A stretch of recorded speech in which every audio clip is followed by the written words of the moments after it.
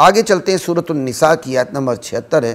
اللہ تعالیٰ فرماتے ہیں الذین آمنوا یقاتلون فی سبیل اللہ والذین کفروا یقاتلون فی سبیل الطاغوت۔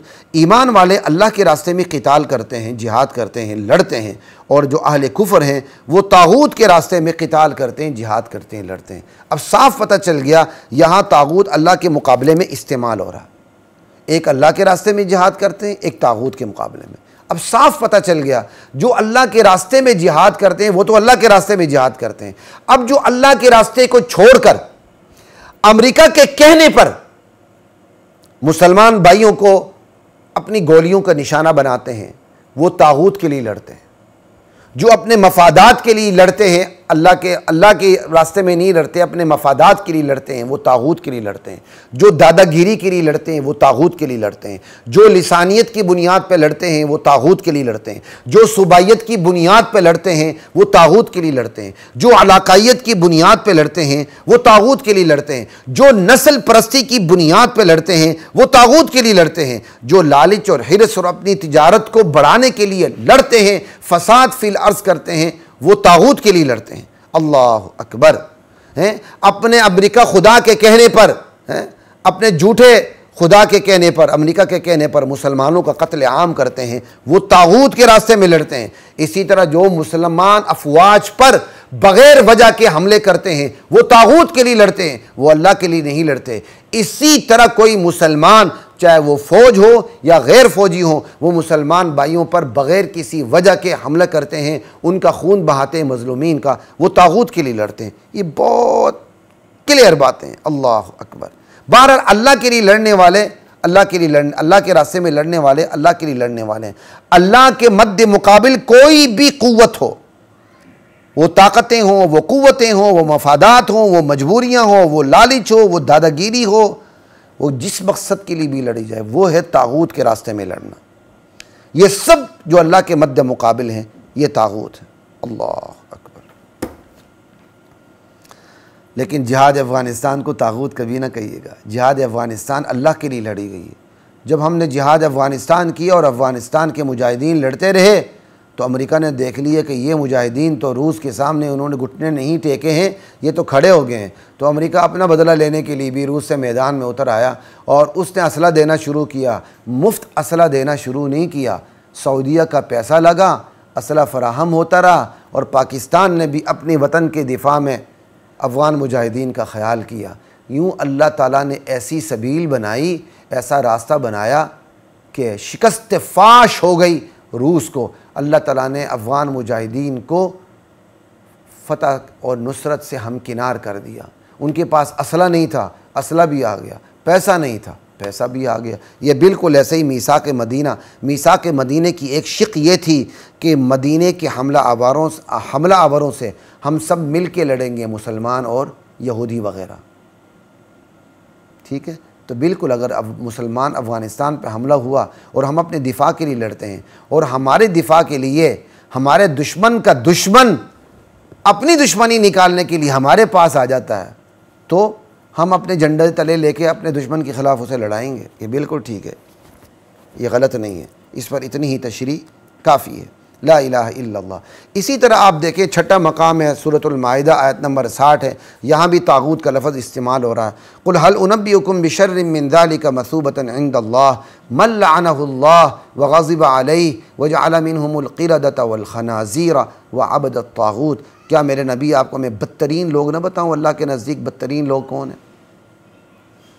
جن پر اللہ نے لعنت کی، جن پر اللہ نے غضب نازل کی، یہودیوں کی طرف اشارے ہو رہے ہیں، اور جن کو اللہ تعالیٰ نے سور اور خنزیر بنا دیا۔ وجعل منہم القردۃ والخنازیر وعبد الطاغوت، اور وہ لوگ کیا کہتے ہیں جو طاغوت کی پرستش کرتے ہیں۔ یہاں بھی اللہ کا مد مقابل طاغوت کی اللہ کے مقابلے میں جس کی بھی پرستش کی جائے وہ طاغوت کی پرستش ہے، اور خصوصاً شیطان کے بہکاوے میں آ کر غیر اللہ کی پرستش شیطان کی پرستش ہے۔ یہی وجہ ابراہیم علیہ السلام نے اپنے ابا جان سے کہا تھا یا ابتی لا تعبد الشیطان، ابا جان شیطان کی عبادت نہ کریں۔ ان کے ابا شیطان کی عبادت تھوڑی کر رہے تھے، وہ تو بت بنا کے نیک بزرگ نیک ہستیوں کی اور جو ان کے نزدیک نیک تھی ان کی بت بنا کے وہ عبادت کرتے تھے، چونکہ شیطان کے کہنے پہ کرتے تھے تو کہا یہ شیطان کی عبادت ہے۔ اور آج کل تو براہ راست شیطان کی عبادت ہو رہی جناب، ذرائع ابلاغ گوگل کر کے دیکھیں، لوگ براہ راست شیطان کی عبادت کر رہے ہیں۔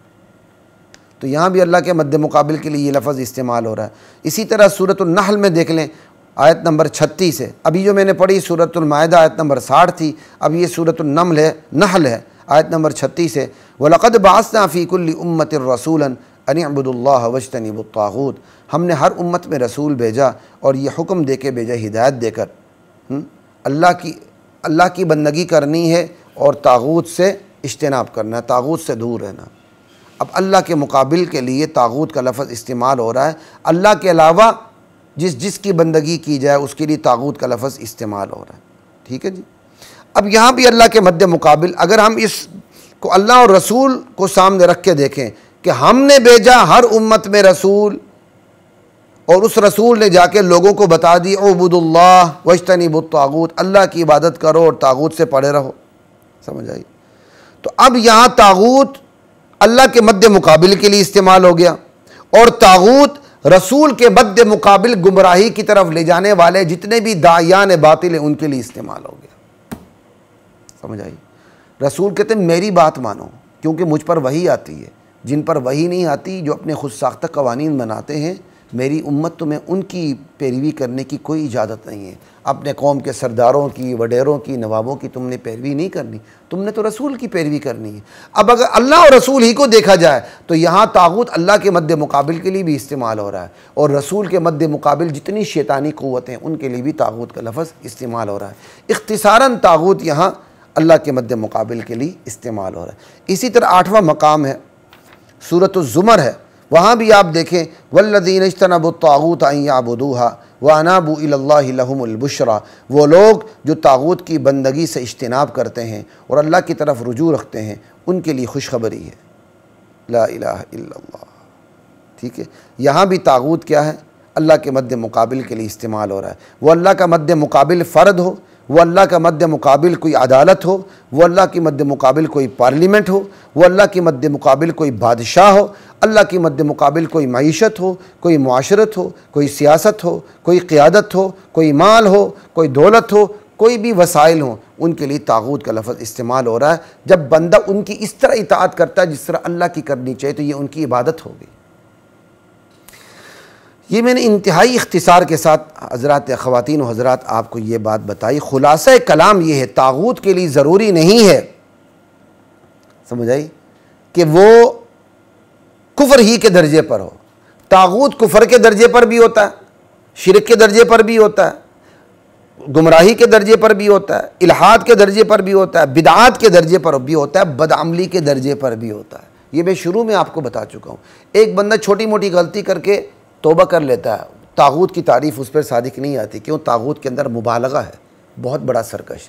لیکن ایک بندہ بے عملی پر اصرار کرتا ہے، عادت بنا لیتا ہے، تو وہ سرکش ہے۔ تو جو بے عملی پر اصرار کرتا ہے اس کے لیے بھی طاغوت کا لفظ استعمال ہو رہا ہے، حالانکہ وہ کافر نہیں ہے، ٹھیک ہے۔ جو بدعملی کرتا ہے، زانی ہے، شرابی ہے، ڈکیت ہے، لیکن مسلمان ہے، اس کے لیے بھی طاغوت کا لفظ استعمال ہو رہا ہے۔ لیکن جو اسی طرح کوئی قاضی ہے، وہ اللہ کے احکام کو مانتا ہے لیکن حکومتی قوانین سے مجبور ہو کے جو کتاب و سنت سے متصادم میں فیصلے کرتا ہے، لیکن اس کا ایمان کتاب و سنت کے قوانین پر ہیں، تو وہ فاسق ہے لیکن مسلمان ہے۔